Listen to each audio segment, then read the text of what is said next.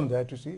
First must see what the government stand is there. But doctor Thapar, हमें आप ये भी बताइए कि कांग्रेस इस तरह से क्यों रिएक्ट कर रही है? वो ये क्यों कह रहे हैं कि जो एक तरह का एक एनवायरनमेंट है जो कांग्रेस पार्टी के अगेंस्ट जो है वो क्रिएट किया जा रहा है? Definitely, when they are targeting Prime Minister, they are targeting Rahul. What's all this? They are just trying to bring the Prime Minister under the ambit of Lokpal bill. But then it's not only be Dr. Manmohan Singh जो आगे Prime Ministers आएंगे, सारे आएंगे, वो भी तो इस ambit के नीचे आएंगे. मैं तो से request करूँगा, he should strengthen the hands of the Honorable Prime Minister. Right. Prime Minister is more committed than Anna. आप देखिए कहाँ से Prime Minister ने कंट्री को निकाल के लाए हैं, और जो करप्शन के मामले में उनको कंट्री चलाना है, उनकी कंपल्शन देखो क्या कहाँ क्या पे. चलो, before we go into the break, Ajay Jagga ji आप कुछ कहना चाह रहे हैं यहाँ पर? No, I was just replying to Mr. Thapar thing that there is no form which prevents such kind of protest in our country. They are in their valid right to raise their issues, and MPs are, wise enough to understand what the agitation is saying. So once the final authority is the parliament, why prohibit the people from raising their issues right at the time in the parliament session? Because sometime it may prove good, some last time minute you get an idea from this debate that yes, this thing is good. So it will be overall for the benefit of the society, even for the government as well. Right. It's time here for a short break. Do stay with us.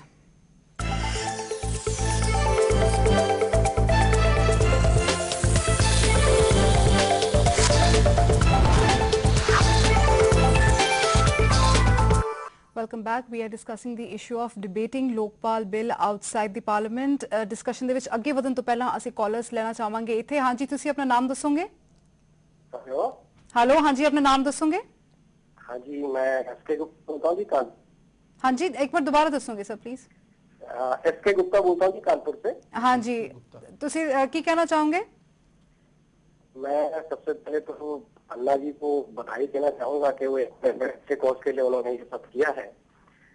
मगर साथ में प्रश्न ये भी उठता है कि आज जो भ्रष्टाचार के लिए हमारे देश में पहले से भी बहुत कानून है जी, और आज अगर हम एक जन लोकपाल बिल बना के ले भी आते हैं तो क्या ये पॉसिबल, ऐसा संभव है कि इस एकमात्र लोकपाल बिल से या जन लोकपाल बिल से भ्रष्टाचार एकदम खत्म हो जाएगा? आपका इसकी प्रैक्टिकलिटी के ऊपर सवाल है मिस्टर गुप्ता कि ये कितना प्रैक्टिकल साबित होगा? मैडम वो बात नहीं है, मेरा कहने का मतलब ये है बेटर एजुकेशन करके गवर्नमेंट को ब्लैकमेल करने से ज्यादा बेटर है कि आप एक आम पब्लिक को लिटरेट करें कि भ्रष्टाचार बेसिकली गिव एंड डिमांड की बात होती है. आप मानते हैं, मैं देता हूँ जी.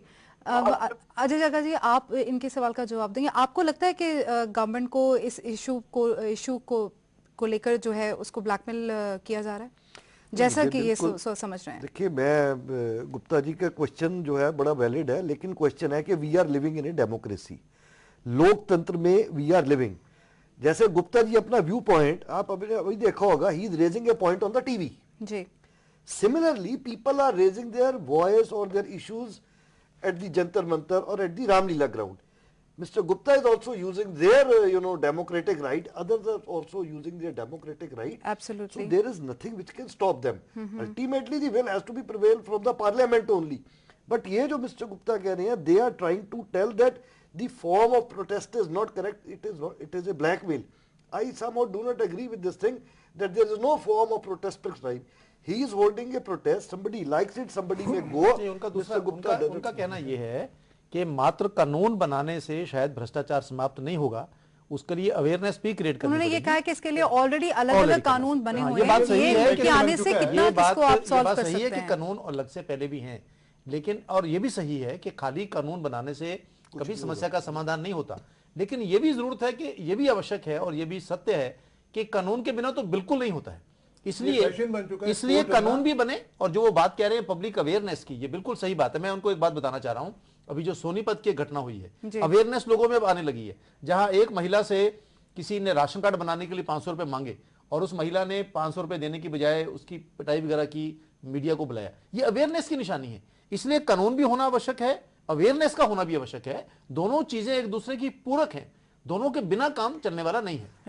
मेरा पॉइंट हो रहा है हाँ जी, भी जो रेमडी अवेलेबल हो, स्ट्रोंग लोकपाल बिल बन जाता है तो लोगों वास्ते रेमडी अवेलेबल होगी. भ्रष्टाचार के विरुद्ध गल सुनी जानी है, जो शिकायत करांगे ਲੋਕ ਅੱਗੇ ਆਉਂਦੇ ਨੇ, ਮਗਰ ਜਿਹੜੇ ਹੁਣ remedy available ਆਲਰੇਡੀ ਕਾਨੂੰਨ ਜਿਹੜੇ ਬਣੇ ਹੋਏ ਨੇ ਉਹਨਾਂ ਦੇ ਉੱਤੇ ਸ਼ਿਕਾਇਤ ਨਹੀਂ ਸੁਣੀ ਜਾਂਦੀ। ਜਦੋਂ ਇਸ ਤਰ੍ਹਾਂ ਵੀ ਸ਼ਿਕਾਇਤ ਕਰ ਲੋ ਉਹਦੇ ਤੇ ਜੇ ਅਲਟੀਮੇਟਲੀ ਕੋਈ ਐਕਸ਼ਨ ਨਹੀਂ ਹੋਣਾ ਤੇ ਬਾਅਦ ਦੇ ਵਿੱਚ ਜਿਹੜਾ ਵਿਸਲ ਬਲੋਅਰ ਹੈ ਉਹਨੇ ਕਨਸੀਕੁਐਂਸਸ ਫੇਸ ਕਰਨੇ ਪੈਣ ਤੇ ਇਹ ਇਸ ਤਰ੍ਹਾਂ ਜਿਹਦੇ ਲੋਕ ਬਿੱਲ ਬਣ ਗਿਆ ਤਾਂ ਡੈਫੀਨਿਟਲੀ ਲੋਕ ਅੱਗੇ ਆਉਣਗੇ। ਜਦੋਂ ਰੈਮਡੀ ਅਵੇਲੇਬਲ ਹੋਊਗੀ ਤਾਂ ਡੈਫੀਨਿਟਲੀ ਲੋਕ ਰਿਐਕਟ ਕਰਨਗੇ ਅਕੋਰਡਿੰਗ। ਮਗਰ ਗੱਲ ਤਾਂ ਫਿਰ ਘੁੰਮ ਫਿਰ ਕੇ ਇੰਪਲੀਮੈਂਟੇਸ਼ਨ ਉੱਤੇ ਆਏਗੀ। ਤੁਹਾਨੂੰ ਲੱਗਦਾ ਕਿ ਇਹਨੂੰ ਵੀ ਇਹ ਵੀ ਇੰਨਾ ਸਕਸੈਸਫੁਲੀ ਇੰਪਲੀਮੈਂਟ ਹੋ ਸਕੇਗਾ? ਜਦੋਂ ਦੇ ਪ੍ਰੋਵੀਜ਼ਨ ਇਲੈਬੋਰੇਟ ਕਰਾਂ ਹੋਣਗੇ ਜੀ ਤਾਂ ਡੈਫੀਨਿਟਲੀ ਲੋਕ ਅੱਗੇ ਆਉਣਗੇ। ਮੈਂ ਯਾਦ ਕਰਵਾਵਾਂਗਾ ਗਾਂਧੀ ਜੀ ਨੇ ਜੋ ਸੁਦੇਸ਼ੀ ਦਾ ਨਾਰਾ ਦਿੱਤਾ ਸੀ, ਉਹਨਾਂ ਨੇ ਪਹਿਲਾਂ ਸਭ ਨੂੰ ਕਿਹਾ ਸੀ ਪਲੇਜ ਭਰੋ, ਮੈਂ ਕੋਈ ਬਾਹਰਲੀ ਬਣੀ ਚੀਜ਼ ਨਾ ਇਸਤੇਮਾਲ ਕਰਾਂਗਾ, ਨਾ ਕਰਨ ਦੇਵਾਂਗਾ ਕਿਸੇ ਨੂੰ। ਇਸੇ ਤਰ੍ਹਾਂ ਅੰਨਾ ਜੀ ਨੂੰ ਚਾਹੀਦਾ ਪਹਿਲਾਂ ਜਨਰਲ ਪਬਲਿਕ ਤੋਂ ਲੈਣ, ਓਥ ਲੈਣ ਕਿ ਅੰਡਰ ਓਥ ਮੈਂ ਸੇ ਮੈਂ ਲੜਾਈ ਲੜਾਂਗਾ, ਜਿੰਨਾ ਮਰਜ਼ੀ ਮੈਨੂੰ ਸਫਰ ਕਰਨਾ ਪਵੇ, ਫਿਰ ਦੇਖੋ ਕਿੱਥੇ ਰਹਿ ਜਾਏ ਕਰਪਸ਼ਨ। ਜੀ ਤੁਸੀਂ ਫਾਰੂਕ ਅਬਦੁੱਲਾ ਦੀ ਸਟੇਟਮੈਂਟ ਸੁਣੀ ਤਾਂ ਉਹਨਾਂ ਨੇ ਇਹ ਕਿਹਾ ਸੀਗਾ ਕਿ ਕੋਈ ਵੀ ਕਰਪਸ਼ਨ ਦੇ ਖਿਲਾਫ ਕੇਵਲ ਜਿਹੜਾ ਕਾਨੂੰਨ ਹੈਗਾ ਉਹਨੂੰ ਬਣਾਉਣ ਦੇ ਨਾਲ ਹੀ ਜਿਹੜੀ ਕਰਪਸ਼ਨ ਹੈਗੀ ਉਹ ਖਤਮ ਨਹੀਂ ਹੋ ਸਕਦੀ। ਨਹੀਂ, ਪਰ ਕਾਨੂੰਨ ਤੇ ਬਿਨਾਂ ਤਾਂ ਬਿਲਕੁਲ ਵੀ ਨਹੀਂ ਹੋਏਗੀ ਨਾ। ਕਾਨੂੰਨ ਬਣਾਉਣ ਦੇ ਨਾਲ ਨਹੀਂ ਹੋ ਪਾएगी, ठीक है, पर कानून अगर नहीं, इसका मतलब कानून ना बनाइए। रेप करना गुनाह है, कत्ल करना गुनाह है, कानून है उसके बावजूद भी गुनाह है।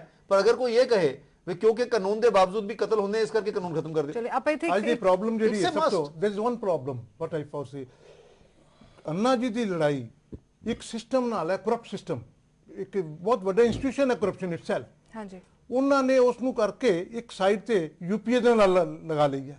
This is wrong. He is fighting one system. he should take the support of each and every person who is ready to support him. We wish that he must succeed. Okay, ਇਹਦੇ ਤੋਂ collar ਲਵਾਂਗੇ ਜੀ। ਇਹਦੇ ਤੋਂ definitely ਮੈਂ ਸਹਿਮਤ ਹਾਂ ਥਾਪਰ ਸਾਹਿਬ ਦੀ ਗੱਲ ਨਾਲ। ਹਾਂਜੀ, ਜਨਤਾ ਨੂੰ ਥੋੜਾ ਜਿਹਾ ਸਾਵਧਾਨ ਰਹਿਣਾ ਪੈ ਜੂ। ਪੋਲੀਟੀਕਲ ਪਾਰਟੀਆਂ ਜਿਹੜੀਆਂ ਕੋਈ ਸਾਰੀਆਂ ਓਨੈਸਟਲੀ ਨਹੀਂ ਅੰਨਾ ਜੀ ਦੀ ਸਪੋਰਟ ਕਰਦੀਆਂ ਜੀ। They want also their support. ਵੀ ਅੰਨਾ ਜੀ ਸਾਡੀ ਸਪੋਰਟ ਕਰਦੇ ਵੀ ਵੋਟ ਦੀ ਰਾਜਨੀਤੀ ਦੇ ਵਿੱਚ ਅੰਨਾ ਜੀ ਦੀ ਸਪੋਰਟ ਹਾਸਲ ਕਰ ਲਈਏ ਤੇ ਇਸ ਤਰ੍ਹਾਂ ਦਾ ਵੀ ਕੋਈ ਯਤਨ ਹੋ ਰਿਹਾ ਤੇ ਥੋੜਾ ਥੋੜਾ ਲੱਗ ਜਾਂਦਾ ਵੀ ਕਿਤੇ ਤਿਲਕਣ ਇਸ ਪਾਸੇ ਨਾ ਹੋ ਜਾਏ। ਜੀ ਸਾਡੇ ਕੋਲੇ ਕਾਲਰ ਹੈਗੇ। ਹਾਂਜੀ, ਤੁਸੀਂ ਕਿੱਥੋਂ ਬੋਲ ਰਹੇ ਹੋ? ਮੈਂ ਜੀ ਬਲਜਿੰਦਰ ਸਿੰਘ ਪਮਾਲ ਤੋਂ ਬੋਲ ਰਿਹਾ ਜੀ। ਹਾਂਜੀ, ਦੱਸੋਗੇ ਤੁਸੀਂ ਕੀ ਕਹਿਣਾ ਚਾਹੋਗੇ? ਹਾਂਜੀ, ਅਸੀਂ ਅੰਨਾ ਯਾਰ ਦਾ ਸਪੋਰਟ ਕਰ ਰਹੇ ਹਾਂ ਜੀ। ਤੇ ਬਾਕੀ ਜਿਵੇਂ ਆਪਣੇ ਹੁਣ ਜਿਵੇਂ ਅਸੀਂ ਕਿਸਾਨ ਆ। ਹਾਂਜੀ ਹਾਂਜੀ, ਸਾਡੀ ਜਿਵੇਂ ਫਸਲ ਹੁਣ ਆਲੂ ਆ 1 ਰੁਪਏ 1.5 ਰੁਪਏ ਕਿਲੋ ਵੇਚ ਰਹੇ ਆ ਜੀ। ਤੇ ਜਿਹੜੇ ਰੇਹੜੀ ਵਾਲੇ ਆ ਪਬਲਿਕ ਨੂੰ 10 ਰੁਪਏ ਕਿਲੋ ਵੇਚ ਰਹੇ ਆ, ਕਰਪਸ਼ਨ ਨਹੀਂ ਹੈ ਜੀ। ਠੀਕ ਹੈ, ਬਿਲਕੁਲ ਸਹੀ ਕਹਿ ਰਹੇ ਹੋ ਤੁਸੀਂ। ਹਾਂਜੀ, ਜਿਵੇਂ ਹੁਣ ਗਾਜਰ ਆ, ਮਟਰ ਆ, ਅਸੀਂ ਬਾਸਮਤੀ ਬੀਜੀ ਆ। ਹਾਂਜੀ ਹਾਂਜੀ, ਹੈਲੋ, ਜਿਵੇਂ ਬਾਸਮਤੀ ਬੀਜੀ ਅਸੀਂ ਆਪਣੇ ਉਹ ਵੀ ਪਿਛਲੇ ਸਾਲ 28-29 ਸੀ, ਐਤਕੀ 1300-1400 1500 ਭਾਵ ਆ। ਬਿਲਕੁਲ, ਉਹਦੇ ਕਿਸਾਨ ਦੀ ਕੋਈ ਹੈ ਨਹੀਂ। ਇਹ ਮਾਰਕੀਟ ਦੇ ਵਿੱਚ ਇਹੀ ਪੈਕ ਕਰਕੇ ਤਾਂ 100 ਰੁਪਏ ਕਿਲੋ ਵੇਚ ਰਹੇ ਆ। ਇਹ ਸਤਪਾਲ ਜੀ exploitation is also part of corruption. ਦਰਦ ਹੈ ਮੇਰਾ ਖਿਆਲ ਵੀ ਅੰਨਾ ਜੀ ਦੇ ਲੋਕਪਾਲ ਦੇ ਬਿੱਲ ਚ ਨਾ ਉਹਦਾ ਕੋਈ ਸੰਬੰਧ ਨਹੀਂ। ਇੱਥੇ ਐਫਡੀਆਈ ਪੁਆਇੰਟ ਆਉਂਦਾ ਜੀ। ਹਾਂ, ਇਹਦਾ ਟੋਟਲ ਸਿਸਟਮ ਦਾ ਐਕਸਪਲੋਇਟੇਸ਼ਨ ਨਹੀਂ, ਉਹ ਗੱਲ ਬੜੀ ਸਹੀ ਕਹਿ ਰਹੇ ਨੇ। ਮਾਰਕੀਟ ਇਕਨੋਮੀ ਨਾਲ ਐਕਸਪਲੋਇਟੇਸ਼ਨ ਪੈਦਾ ਹੁੰਦਾ ਹੈ। ਐਕਸਪਲੋਇਟੇਸ਼ਨ ਡਾਕਟਰ ਸਾਹਿਬ ਨੇ ਠੀਕ ਕਿਹਾ। ਤੁਸੀਂ ਹੁਣ ਹੋ ਕੀ ਰਿਹਾ?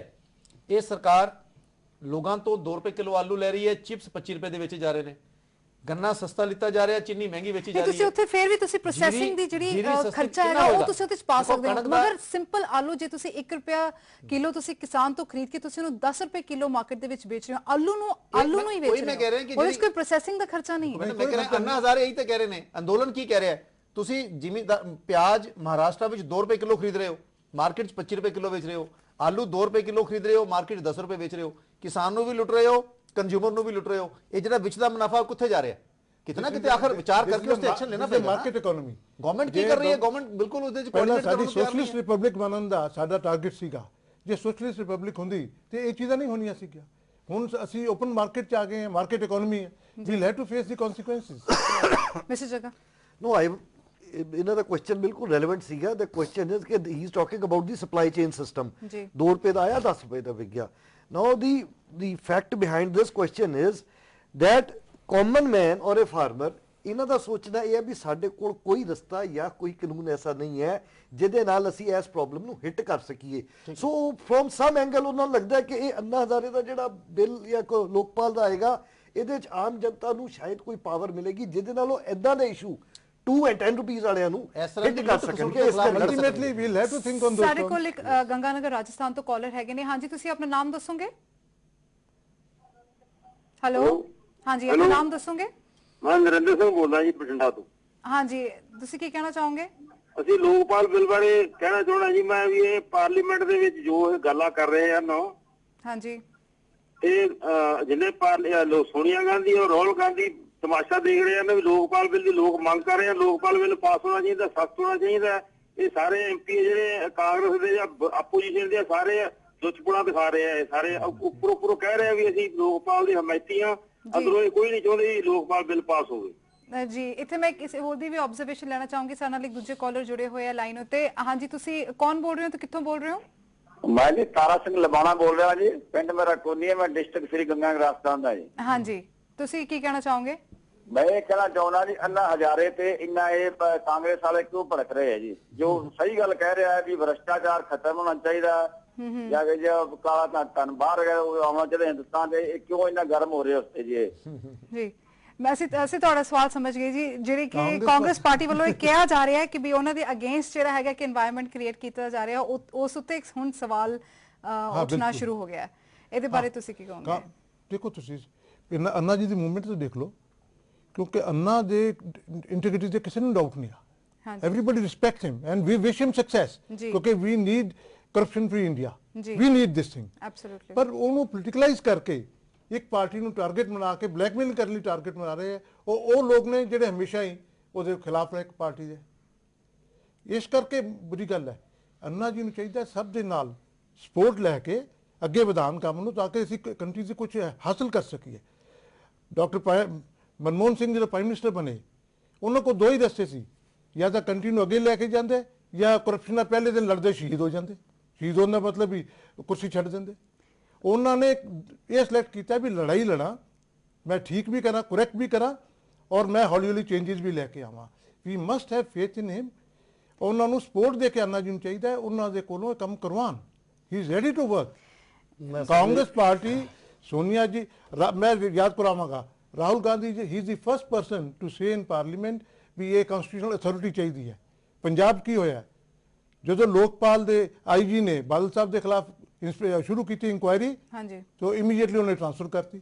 ਜੇ ਇਹੋ ਜਿਹਾ ਲੋਕਪਾਲ ਸੈਂਟਰ ਬਣ ਜਾਏਗਾ ਤੇ ਕੀ ਮਿਲੇਗਾ? ਮੈਂ ਮਿਸਟਰ ਜੱਗਾ, ਤੁਹਾਨੂੰ ਲੱਗਦਾ ਹੈ ਕਿ ਜੋ ਇਹ ਸਭ ਕੁਝ ਹੋ ਰਿਹਾ ਉਹਨੇ ਇੱਕ ਪੋਲੀਟੀਕਲ ਜਿਹੜਾ ਕਲਰ ਹੈਗਾ ਉਹ ਕੀ ਕਹਿੰਦੇ ਨੇ ਉਹਦੇ ਦਬਾਅ ਦੇ ਅੰਦਰ, ਪੋਲੀਟੀਕਲ ਲੀਡਰਸ ਦੇ ਦਬਾਅ ਦੇ ਅੰਦਰ ਜਿਹੜੇ ਅੰਨਾ ਆ ਚੁੱਕੇ ਨੇ ਤੇ ਉਹ ਉਸ ਤਰੀਕੇ ਨਾਲ ਜਿਹੜੀ ਉਹਨਾਂ ਦੀ ਜਿਹੜੀ ਅਟੈਂਸ਼ਨ ਹੈਗੀ ਹੈ ਇਸ ਚੀਜ਼ ਪਿੱਛੇ ਪਾਸੇ ਡਿਵਰਟ ਹੋ ਗਈ ਹੈ। ਨਹੀਂ ਪਰ ਮੈਨੂੰ ਡਾਕਟਰ ਥਾਪੜ ਦੀ ਇੱਕ ਗੱਲ ਨਾਲ ਮੈਨੂੰ I am not with him ਕਿ what is wrong in this protest? No, we never object to that. You see, I tell you, let us come. The entire objection which has been raised by certain senior leaders of the Congress government is that the opposition parties are intermingling with Anna Hazare at that thing. In the Congress. They are raising the issues outside the parliament. Is it wrong? Is it prohibited by anything? And if we have any objection to this thing, that means we are objecting the kind of protest he is heading for.